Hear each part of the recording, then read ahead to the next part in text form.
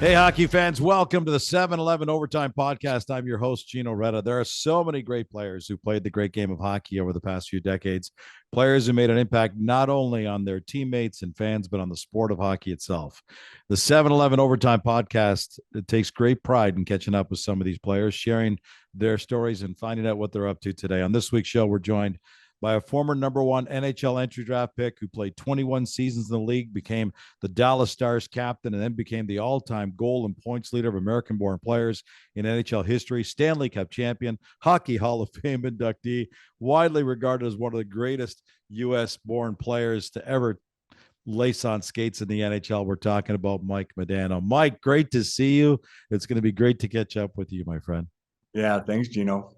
Nice intro. Appreciate it. You like that? Eh? Well, listen, you had to do it all. All I had to do was regurgitate what you actually accomplished That's true. in That's your true. career. You did a good job. Does it ever just strike you sometimes and go, yeah, I did that. And I did that too. I know you're a Stanley Cup champion and a Hockey Hall of Famer, but do you ever think about the kind of impact you've had on the game of hockey in the United States? Yeah, I think there was just kind of that perfect storm kind of swelling when we went to Dallas in '93 and Wayne made his way out to LA. Yeah. And then there was that the expansion of San Jose, and then you had Anaheim, the two teams in Florida, Nashville, ourselves, so there's this group of cities that didn't have obviously a lot of hockey and didn't know much about the game, and then these organizations are thrust upon their city, and then a little bit over time, those organizations have turned into quite the powerhouses and had some Stanley Cup victories and gone on to some great years. So I think with that, it's always been something, I think, hockey, where kids followed their local sports teams, and when they see, they go to watch hockey games and they see these guys, and then they want to go do it, so I think that with that influx of those cities, that generally started kids playing hockey, and then you have a little bit more of some growth, and you kind of see where we're at today. But Mike, a major shift though. I mean, when you grew up playing hockey in the US, you had to go a long way to find places to play. If you had, quite frankly, if you were playing today, you'd be in the National Development Program. You'd be playing somewhere near Michigan, closer to your home. Your family would be able to be around you. Be all like, that's the kind of development you have in American hockey now. But it wasn't like that then. You had to go to Prince Albert as a 15-year-old in order to get your hockey development. That's a dramatic shift. It has been, yeah, there's tons more options for kids. Obviously, you said the development league, the USHL, these places that kids can go where they don't have to make this ultimate major decision whether to go to major, junior, or college. They have some buffer years there to kind of make some decisions, think about it a little bit more. I didn't really have much time. It was either go to Prince Albert or stay in Detroit for 2 more years with Little Caesars in the midget program. So we couldn't get recruited till 18. So you had those 3 years where you're just kind of sitting, idle for a while. So they certainly have more options for kids now, that so there's not that stagnant point where you can still kind of, get the competition, improve your game, and get ready for the next stage. But looking back at it, I just can't believe I ended up in Prince Albert. I was like, there's 1,000 other places I would have thought first before PA. What was that like on you and your family to make that call to decide? Yeah, okay, we'll do this. It was tough because it was a last minute deal. I had already committed to the Quebec Major Junior League. I was going to go to Hull because I just had followed Pat LaFontaine. I was behind Jimmy Carson. All these guys went to Laval and Verdun. And they came back and like, God, it's such a fun league. It's offensive. You'll just love it. It's just, up and down hockey. So I was like, God, it sounds great.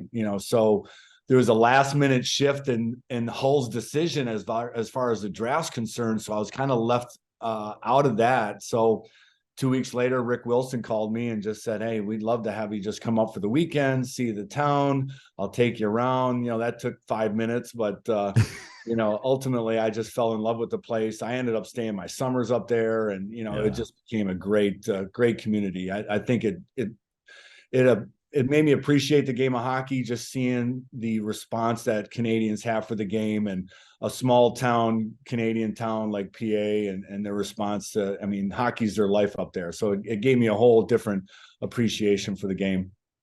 I'll tell you what you did when I was a broadcaster watching you come up in the game and doing the stuff you did. The thing that always stuck out to me, and you scored a lot of goals, you got a lot of points, but it was your freaking speed. It was insane.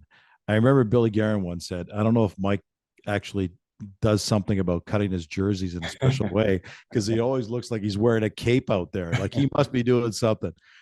Where did that speed come from? Like, was that just, were you like just a fast runner who then became a fast skater, or did you just work your butt off to make that happen?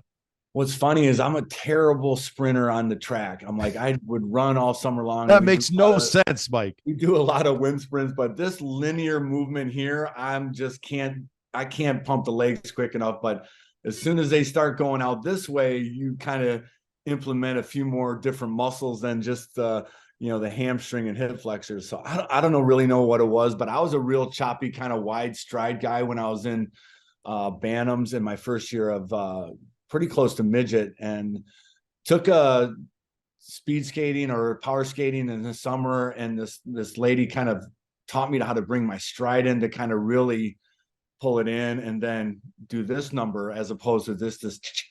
So I was like able to learn how to get there. And then, I went to, I don't know if it had anything to do with it, but I went to the Canada Cup 91 in Pittsburgh, and Stevie Latin, who was the equipment guy there for years with Mario and them. And when Paul was there, Coffee, he's like, you need to try this hollow and this radius on your blade. It's a lot less friction. You get some glide when you're on the snow. And so, I was a kind of a 1/2 inch hollow. It's real deep, like normal, I guess, on average. So he put an inch hollow. And so it felt like these skates came right out of the box with no edge. And I was like, God, Coffee skates on those type of skates. I go, I feel like I can't get Coffee did a lot of weird things, man. He also wore skates that were like 5 sizes too. Oh, I know. His feet were like, his toes were jammed in here. I was like, he was a freak of nature. But after a few days, I was like, God, I really loved it. And I don't know if that had anything to do with it, but just the whole training aspect of it, what I did in the summer, just to try to get, that fluent stride where it's just the timing's good on the push. But I was always one, I could get my speed going as I crossed over. So if I could cross over and get going, then I could kind of straighten it out. But it worked for you, man. If there's a particular time, I really don't know. But after a few years of pro, I was like, man, I gotta do a lot of leg stuff. I gotta do a lot of sprints, some stuff with parachutes, weighted vests, some plyometrics, that sort of thing that guys still do today that I think in the long run helped me out a little bit. No kidding. It helped you out. In conversation with Hockey Hall of Famer, Stanley Cup champion Mike Modano. This is the 7-Eleven Overtime Podcast. I'm Gino Reda. So you rip it up. You go to the dub, 118 goals, almost 300 points in 176 games of the dub. Obviously, you draw a lot of attention. You become just the second U.S.-born player ever drafted first overall in the NHL. What was that like to hear your name going first overall? It was exciting. I think we, obviously the ability to track people around the country and other leagues to today, we didn't really have much of it. I had the Prince Albert Herald, and I'd open it up and I'm like, oh, Medicine Hat's doing well. Trevor's doing great. He's, really doing well. Decision's down in Saskatoon. He's kind of right there. And we're all kind of vying for this, these top 3 spots at the time. And we had just come back from the World Juniors in Russia. So the scouting list came out. And so, it was the 3 of us, which was kind of neat from the WHL. So then from that point on till June, there was really like this inner rivalry between Prince Albert, Medicine Hat, Saskatoon Blade. So, I think guys on our teams knew that, we were kind of in the running. So I think there was a little bit of extra effort on a lot of guys on our teams to kind of make sure that, to feed you, that we can make this hopefully a team effort and get the top pick for me. But it was just memorable moment. Nowadays, who's going number one. So I think it loses a little bit of that, excitement knowing who's he going to pick at the podium. And Lou Nanny really didn't. He knew who he was taking, but Trevor, myself, Curtis, I think we were all kind of left in the dark. He wanted to Louis' credit, I think he wanted to make it a surprise, and he certainly did. The stuff he did in the game, you got to see him firsthand, but the stuff he did for the U.S. game is incredible. I think it was last year I was at a board of governors meetings and he was being recognized for his contributions to U.S. hockey. It's crazy. And what you did as well for U.S. hockey. And we'll get back to that in a couple of minutes. But I want to get to your rookie season in the NHL. And I'm telling you, I was sour. And if I was sour, you had to be really sour. You come in there as an 18-year-old, you rip up the league, and there's a guy who I think had 5 children. I think he might have had a son your age, which is an exaggeration. Sergei Makarov, who was 31. For those who don't know, Makarov came over and played in the NHL after playing, I think, 12 years as a pro in Europe. He comes in as a rookie, like back in the day where we allowed that to be a case.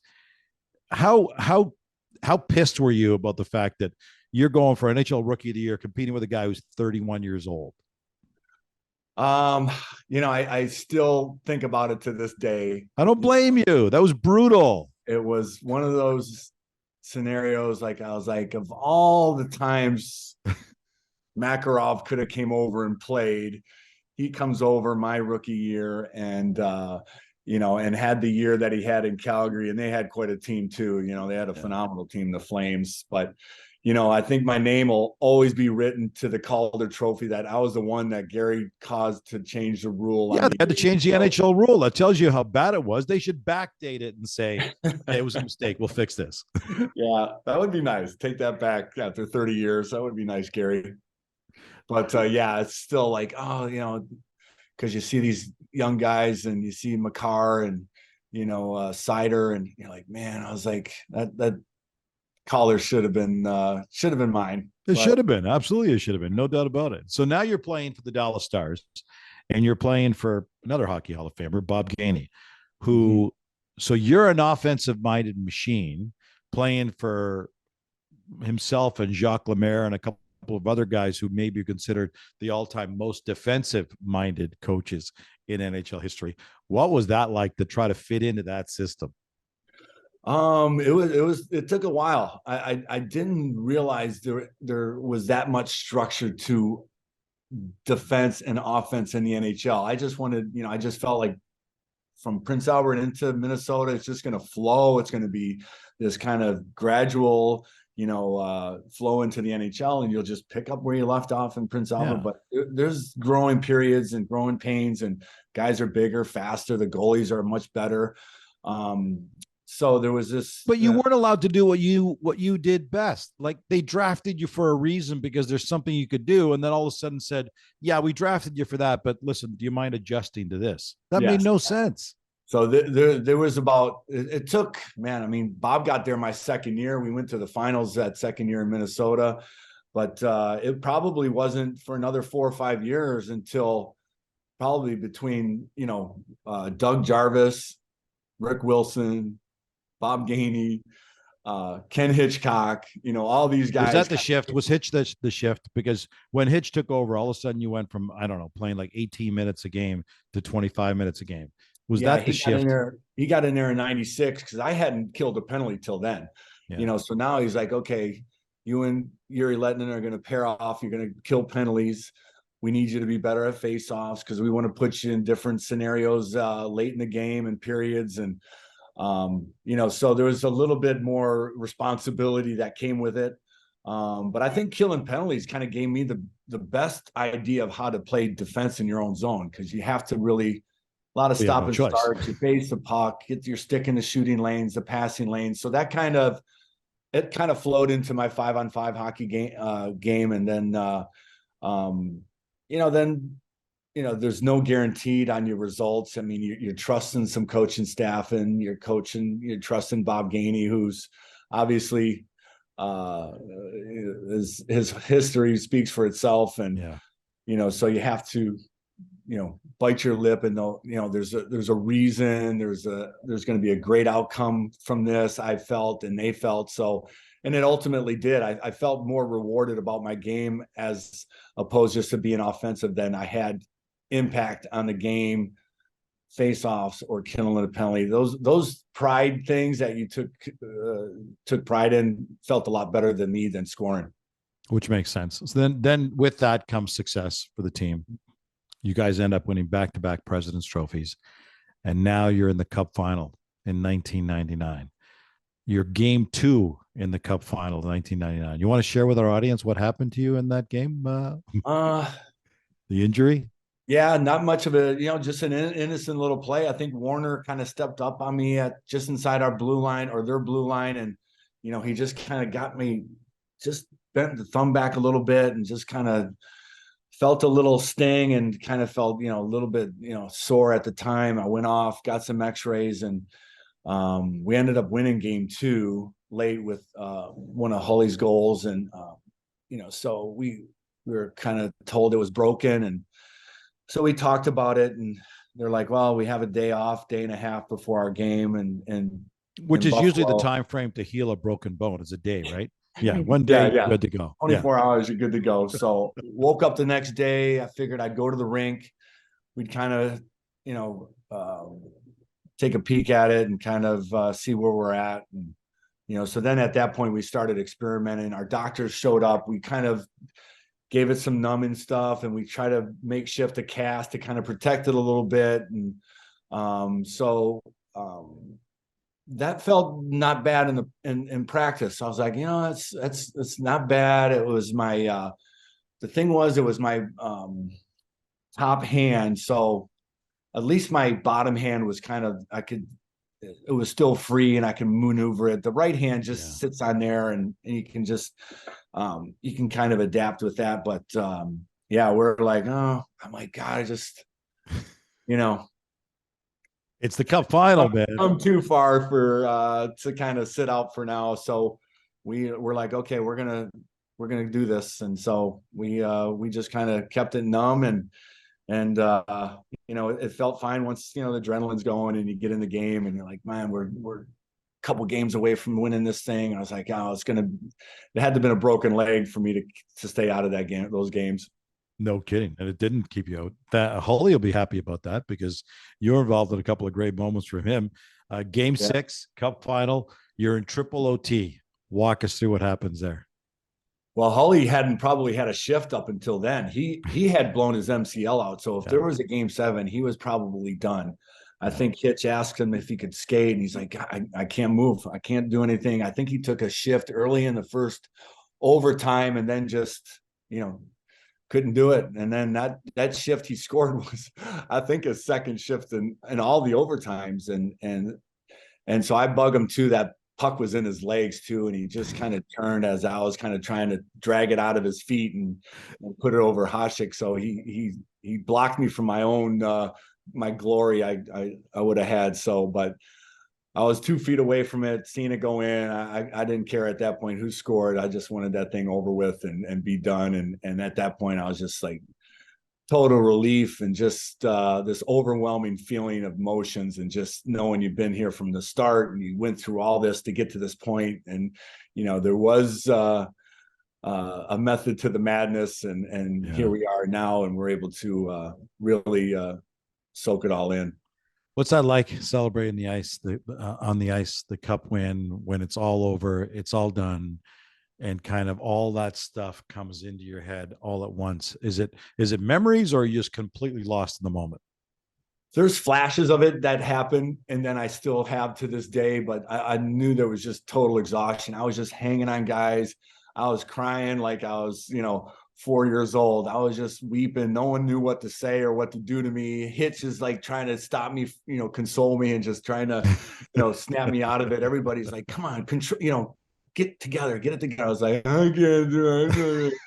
So I just lost it. And, finally 30 minutes later, I think I kind of came to for the team picture on the ice. But yeah, it was just it's hard to say. I think it was just, oh man, just the relief knowing that, God, we won it. We got through it. there's no game 7, and people play their whole careers just for a chance at the finals or just a chance to win one. And now there's this feeling of content, at age 29, I was like, man, I'm like, that's all I need. I'm good now. I don't care what happens after this point. And then, 2 months later, Hitch is, snapping the whip at us again to go at it again. So there's no rest for the weary. We're like right at it again. I can't help but keep coming back to this because what you did. Listen, I get a chance each and every week on the 7-Eleven podcast, the Overtime podcast, to talk to legends like yourself, Hockey Hall of Famers and guys who've accomplished firsts and stuff. But you were like a groundbreaker because you were doing stuff that hadn't been done before in ways that hadn't been done before. From the perspective that you were coming from areas that had never produced players like this before, which carries a burden. You end up as the all-time leader in points by an American, goals with 561, first in playoff points by an American with 146. That's pretty awesome. How does that weigh on you when you think of that kind of responsibility that comes with that and that kind of accomplishment to go where nobody before you had gone? Yeah, I think when you're in it, you really don't think too much about it. It doesn't cross your mind that you have these type of numbers that have come along with your career. I think you're just thankful that you've played so long. You had some great teammates, coaches that. Dude, it's a lot more than longevity. There's a lot of guys who played a lot of games who didn't come close to your numbers. So don't say that, because I hear that sometimes. I go, well, he was around forever. Well, yeah, that's true. It's bound to happen if you're there 20 plus years. So yeah. But I had some good teammates, I have to say, that were together for quite a long time. 2 great coaches that would put me in scenarios to succeed as much as possible. So I was pretty lucky in those 2 senses. But yeah, I think when you're done and you look back, you're like, man, you're just really amazed that, one, you played that long, and, you're able to accumulate the points and the stats and the things like that, and still hold those records for probably maybe 1 or 2 more years until they're all passed. But just to know you have them for a little bit of time was really neat. And chasing Housley's record was a lot of fun. Yeah. So it's really, I guess, it's humbling when you think back about it. It's been 10 years, 11 years out of the league, and you still, moments through the day, you're just like, man, you're watching games and thinking about how things used to be.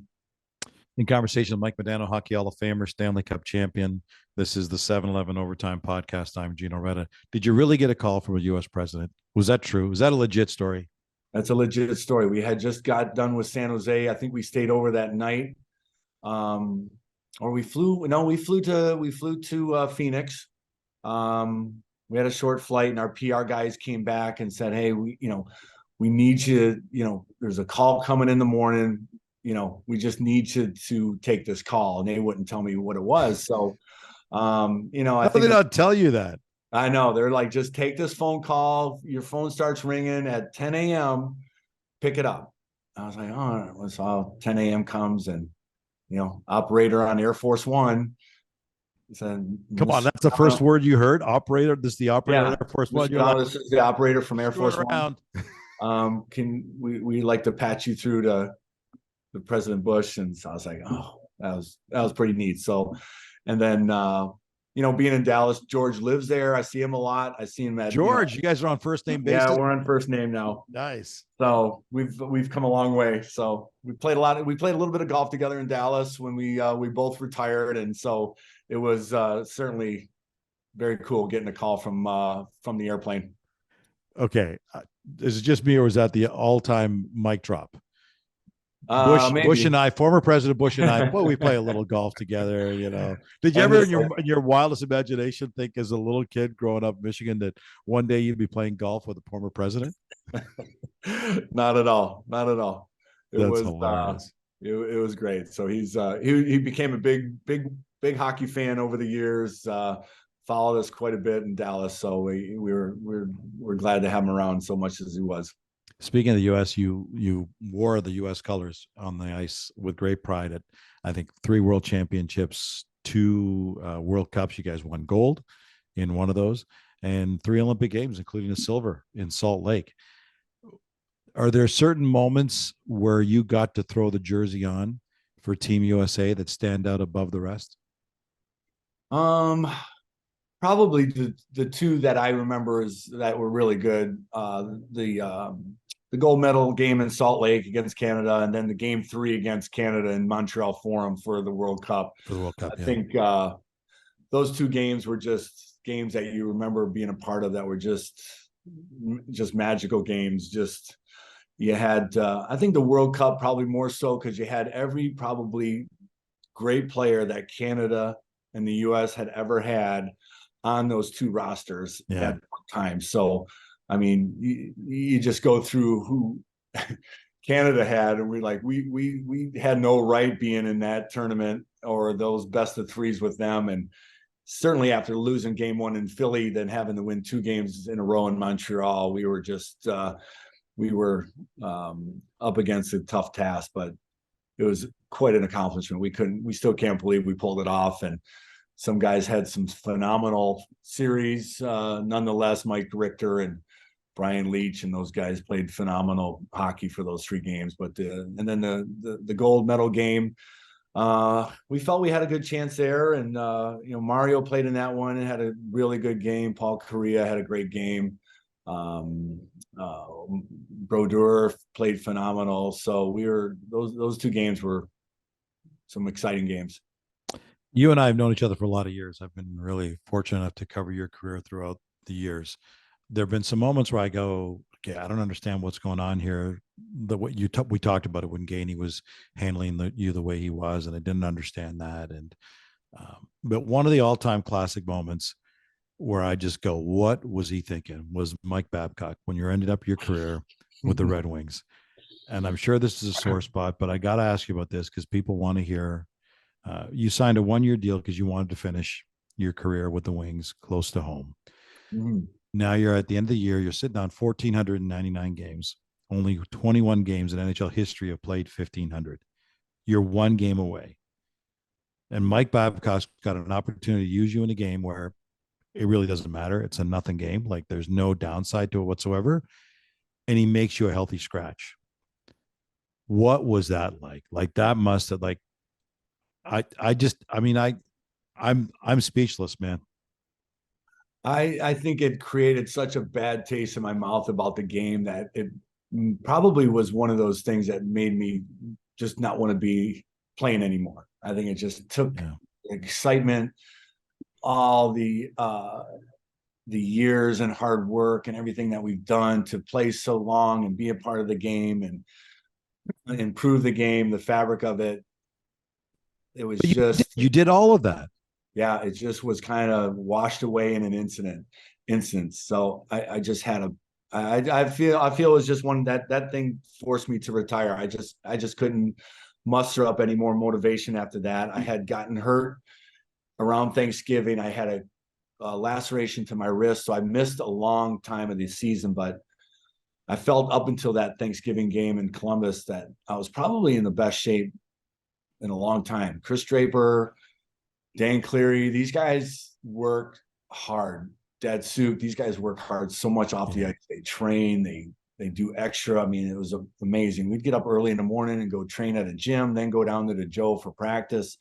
I was like, man, I was by December. I mean, by that Thanksgiving, I was like, everything's kind of rolling. I felt great.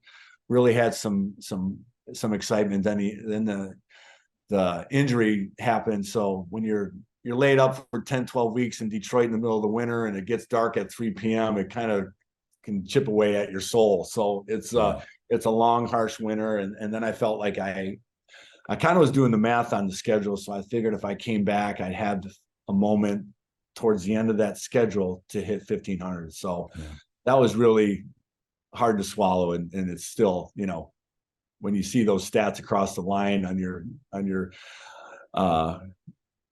stat line, it's like, I mean, but then you think about 2 other lockouts, we missed 120 games in there, and but it was something that I felt could have been easily avoided. I think there was only a couple games left. I think our position in the playoffs was such that it wasn't you going were to done be with a win or two. So you guys were locked. Yeah.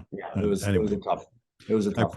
I appreciate you reflecting back on it, because I mean, to this day, it's one of the things I just don't understand. One of the things I completely expected, and I was fortunate enough to be there when this all happened to you, was 2014. You're a first ballot Hockey Hall of Famer, no brainer. Like there are certain things we go, who's eligible next year? Oh, this guy's eligible next year. Well, he's in. So who else is going in? There was never any debate.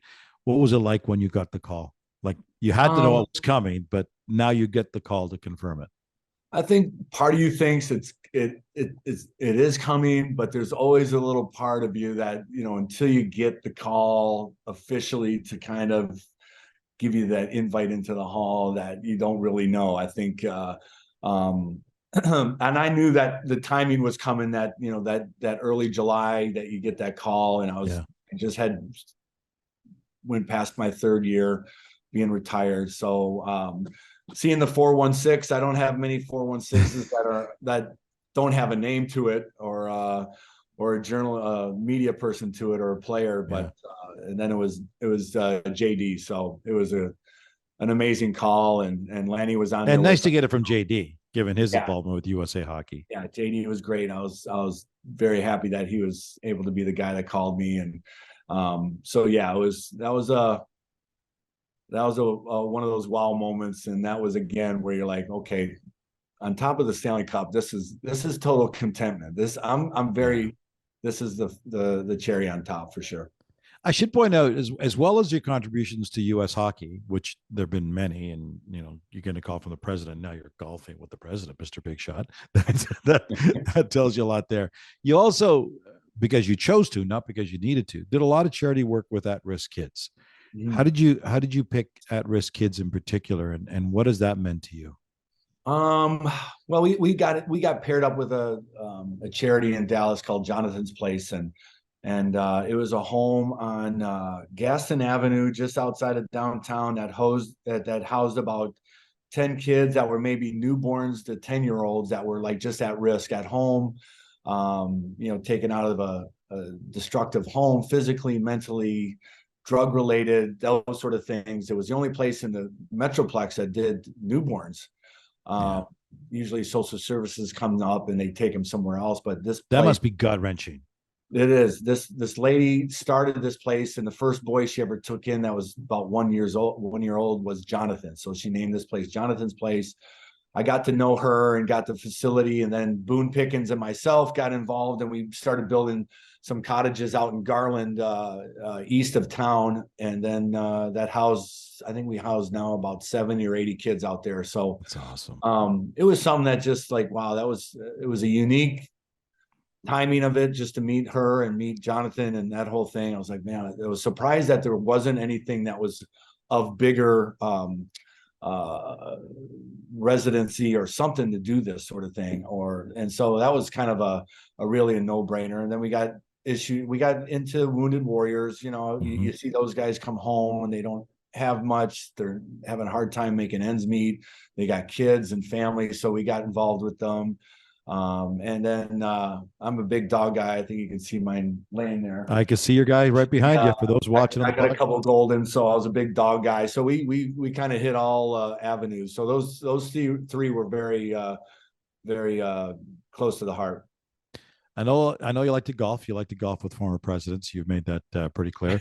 What else are you doing right now? Do you want to get back into U.S. hockey or coaching or management? Does that interest you at all, or are you just happy playing? I've kind of been slowly moving into it a little bit, and I've been lucky to be with the Wild now for a few years, and Craig Leopold, and now Billy Guerin's the GM who I played with, and Dean Evison, who's the coach I played with. So I've kind of slowly kind of gotten back into the fold with those guys, just kind of being around, kind of seeing where I might fit in, or see where I could help a little bit. But it's gotten me involved back in the game. I get to go to Minnesota a little bit, see the guys on the team, and maybe, just be an extra set of eyes or lending some ears to some kids or whatever to help them along. So I've enjoyed that part. kind of balancing, real life with kids and work has been a lot of fun. I've enjoyed my time being able to do both at this time. And so, yeah, it's coaching. Can't ever see that happening unless it's for my 8-year-old. So it's that's a far stretch. All right, Mike, it's been great catching up with you, man. I'm glad things are going so well for you. Thanks for taking the time to share all these stories with you. It's great reliving those moments through your eyes. My pleasure, Gino. Great seeing you too. Awesome, Mike. That was awesome. That was awesome, bud. That was Hockey Hall of Famer, Stanley Cup champion, Mike Modano. The Overtime Podcast is proudly presented by 7-Eleven. Before leaving the rink, order your favorite Slurpee, fresh 100% premium Arabica coffee, hot from the oven pizza and wings, a pint of ice cream, or even a carton of milk, a dozen eggs, and a loaf of bread from the 7 Now app. And Team 7-Eleven will have your order ready for pickup 24/7.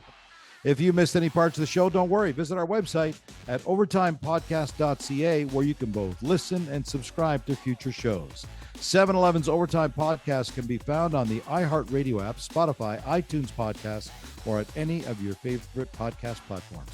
Until next week, I'm Gino Reda saying so long, hockey fans, and thanks for joining us on the 7-Eleven Overtime Podcast.